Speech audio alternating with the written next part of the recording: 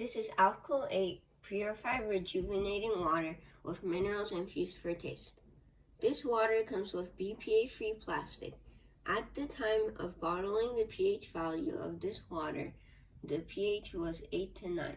It cost $1.19. Let's pour some water in.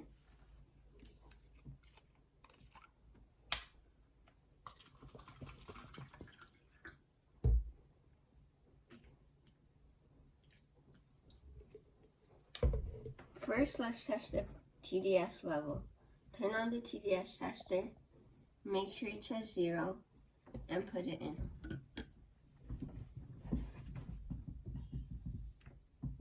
14. That is microfiltered water. Now let's test the pH level. Do 2 to 3 drops. Let's stir it a little for a better result.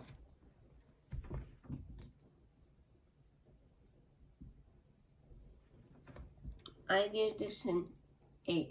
This is alkaline water.